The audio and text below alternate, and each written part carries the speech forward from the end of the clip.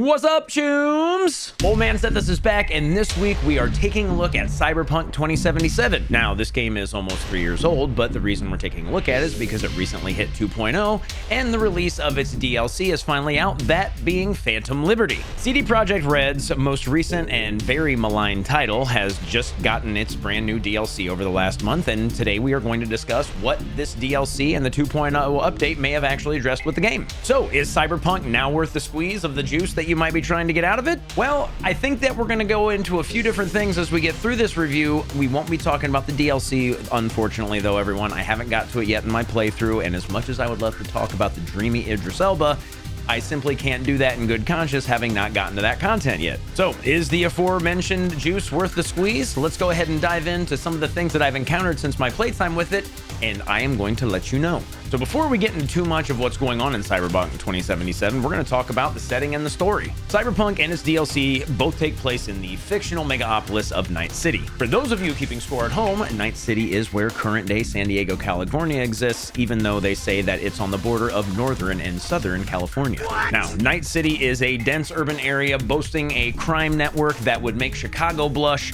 corporations that run everything the same way that those in the US would love to actually be able to run the country, and corruption so deep and thick that would make most of the current sitting world governments, super jealous. Now, don't get me wrong, everybody. I know that's a little bit of social commentary, but I think all of you at home know exactly what the hell I'm talking about.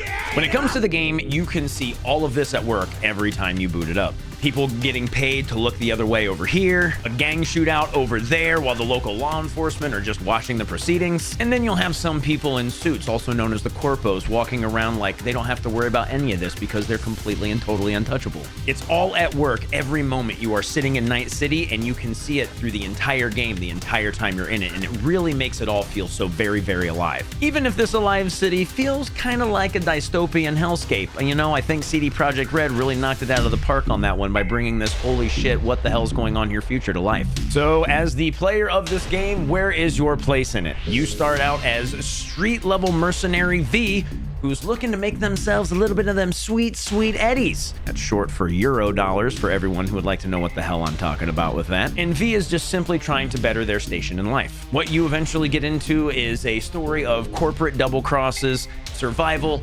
joining forces with dead legend Johnny Silverhand, played by the lovely Keanu Reeves. God, why is that man just so amazing? Even if in this particular role it kind of feels a little bit wooden, but you know what? The man plays the same role in every damn thing he does, anything anyway, so does it really matter? Nope. Right from the jump, you're going to be smashing your way through anyone and everyone who gets in your way. Street punks? Absolutely. Local law enforcement? Absolutely no problem. They'll need to die too if they step in the wrong direction.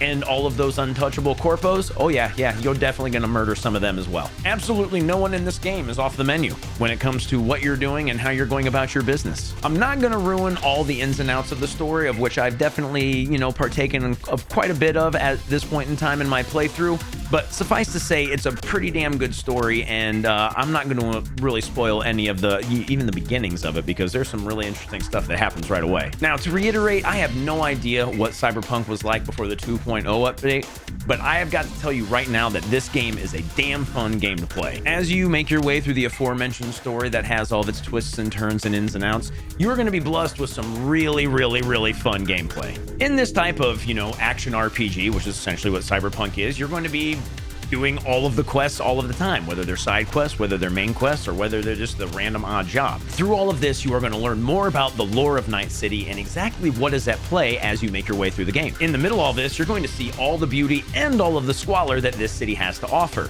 Meeting folks who are almost totally human and those who have gone completely and totally in the realm of chromed up, which essentially means turning as much of their body into cybernetics and robotics as they possibly can to get an edge on, whatever maybe criminal enterprise they might want to endeavor in, or some other ne'er-do-well kind of activity. And again, as you're making your way through this awesome city, you're going to be meeting so many different people of varying personalities, varying motivations, and in between all that, doing jobs for them as well as you do all these other side quests that you might encounter. The cool thing is that in these side quest arcs, you're going to be able to get to know a lot of the other players that are at work in this vast and very open world that CD Projekt Red has created. I feel that this is another really awesome aspect of this game, because even though you're getting a lot of really cool information and really cool backstory about our heroine V as you go through the main story, getting to know all the other players that people might recognize from the tabletop RPG that this came from or just to know, like from the game standpoint, what's going on with these people is another thing that really gives Cyberpunk 2077 a feeling of a living, breathing world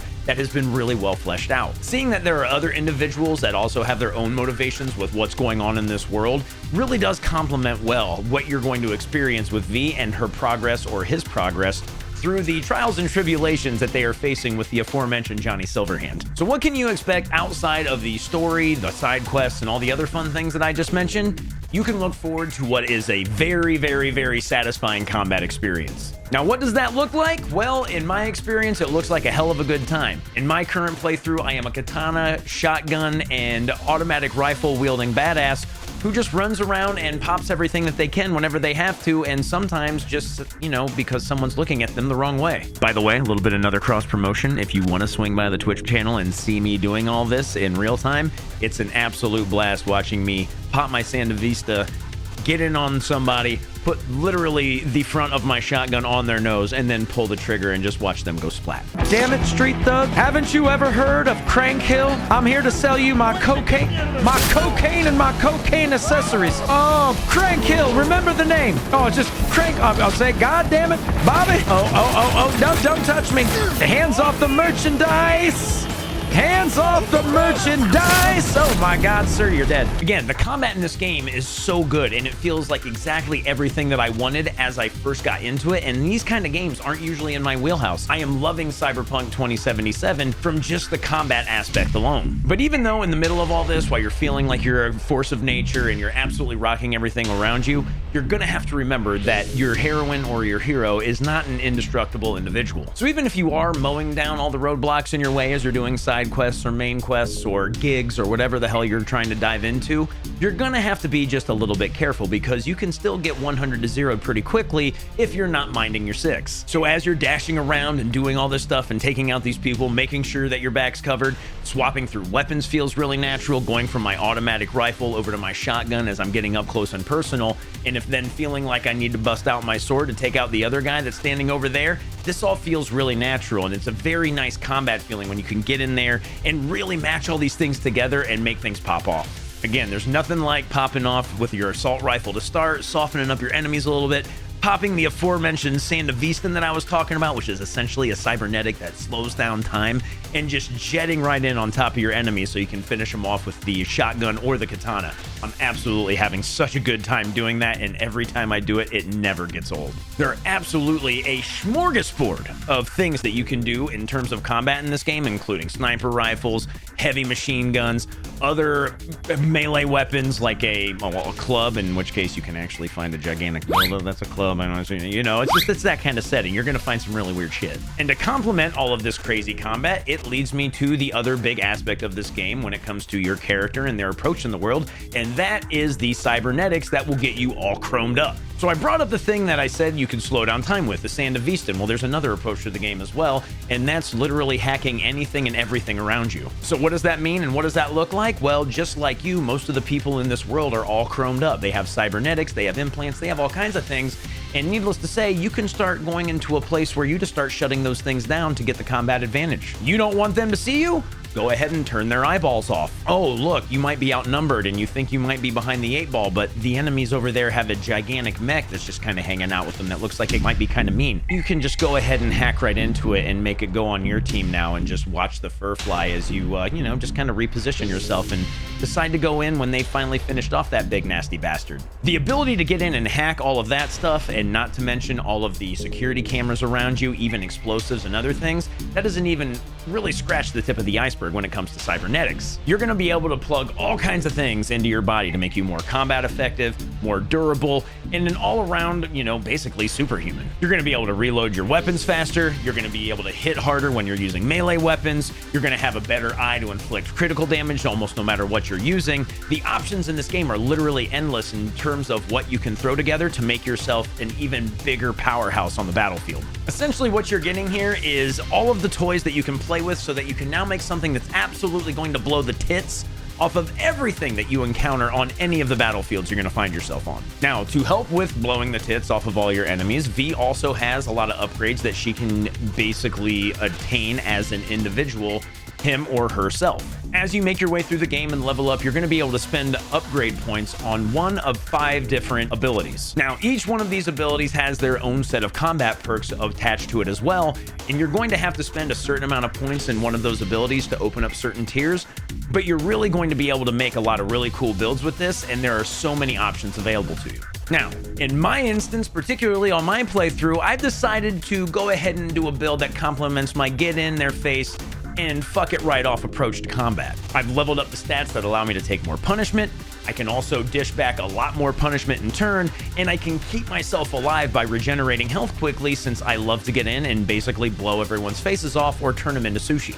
Hell, the other cool thing that I can do is I can block bullets with my katana. In my estimation, this is a pretty fun aspect of the game. There are just a ton of possibilities in the different skill trees from these 5 different attributes, and I almost know for certain that no matter what kind of player you are going to find something that really speaks to you and something that you're just going to enjoy the hell out of when it comes to this game. It's also worth noting here that as you're making your way through the game, you are going to be able to refund and redistribute those perk points I was talking about in the skill trees that are below each one of the attributes. Hell, you can even restart your attribute climb 1 time per run in the game. Now, just bear in mind though that you can only reset the attributes once, so if you're not really liking your finesse and body build or whatever, you might want to just think about what you're going to want to do next unless you want to start the game completely over. It's still really cool though that no matter what, you can always refund those skill points on a whim and shift them around if you really feel like something you selected in those skill trees aren't really, working for you in the given moment in time. So in terms of the gameplay of Cyberpunk, that really covers everything. All of the really cool interactions you get with NPCs, exploring a big, vibrant, beautiful city that really feels alive, experiencing combat that really knocks your socks off, and definitely enjoying an upgrade structure that really feels natural and cool, and that everyone is going to be able to enjoy. Now, I think what the big question is right now, particularly if you're looking into Cyberpunk 2077 for the first time, one of the biggest issues upon release of this game was, oh my god, it is a buggy, crazy mess, and it doesn't really perform well on a lot of different systems. Now, has CD Projekt Red gotten to shoring this up and making Cyberpunk 2077 a much better experience with the 2.0 release and the Phantom Liberty content? If my experience is any guide of the aforementioned question, then yes.